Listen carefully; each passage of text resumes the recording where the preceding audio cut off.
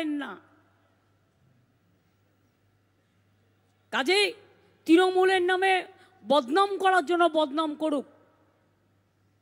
हम अगर आ भी करते हैं हो जाता है चर्चा, और वो अगर कत्ल भी करते हैं तो बात नहीं होता है। নিজের দিকে তাকিয়ে দেখুন, চ্যারিটি বিগিনস অ্যাট হোম। আপনার রাজ্যগুলো কি করছে? এখন তো এজেন্সিগুলোকে পকেটে পুড়ে নিয়ে তাদের সেভ করছেন। তৃণমূলে থাকলে চোর, আর বিজেপিতে গেলেই ওয়াশিং পাউডার কি যেন বলে,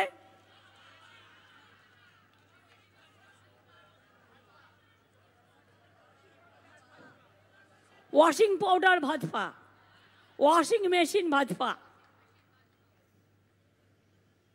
কেউ কেউ তো ভয় আবার চলে যাচ্ছে, বাবা ইডি ধরেছে, একদিন বাড়ি গেছে যদি আবার যায়, তাকে ফোন করে আবার গদ্দাররা বলে দিচ্ছে, ইডির লোকেরাই বলে দিচ্ছে বিজেপিতে চলা যাও না, হো জায়গা।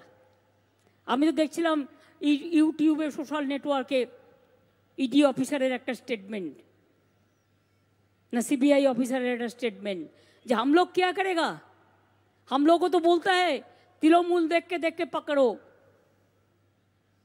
ए दिन अनेक दिन चलबे ना, मानुष चिरकाल बाँचे ना, चिरकाल आमरा केउ थाकबो ना, किन्तु मने राखबेन कर्मकीर्तिटा मानुषेर थाके, जे कर्मकीर्ति निये मानुष जन्माय सेटाई मानुषेर जीवने सबचेये भालो फल देय। আর যারা অপরকে শুধু গালাগালি দেয়, আজকে বলুন তো আমাদের জায়গায় অন্য কোনো রাজ্যে 455টা টিম পাঠাতো, তাহলে কি হতো?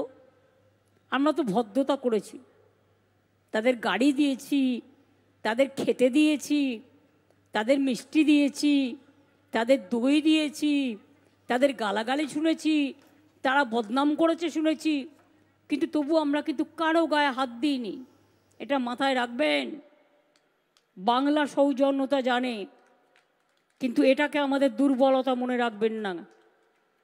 চিরকাল এক জিনিস হয় না।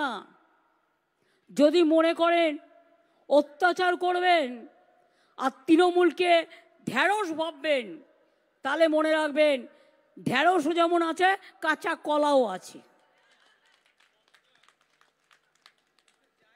উচ্ছেও যেমন আছে, করলাও তেমন আছে, তার থেকে মিষ্টি আবার চেরোতাও আছে, নিম পাতাও আছে। কোনটা খাবেন ঠিক করে রাখুন।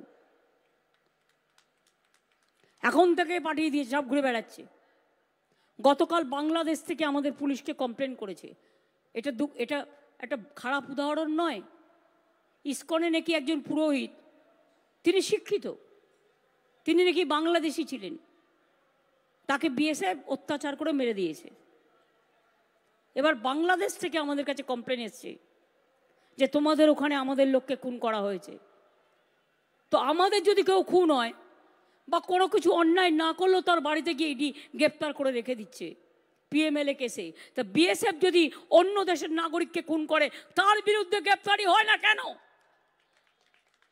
কেন তার বিরুদ্ধে অ্যাকশন হয় না? তোমার যদি মনে হতো বাংলাদেশি, তুমি কেস করতে, তুমি যা আইনত করার করতে, কাউকে মেরে দেওয়ার অধিকার তোমার নেই। পাঠিয়ে দিয়েছে, ঘুরে ঘুরে বেড়াচ্ছে।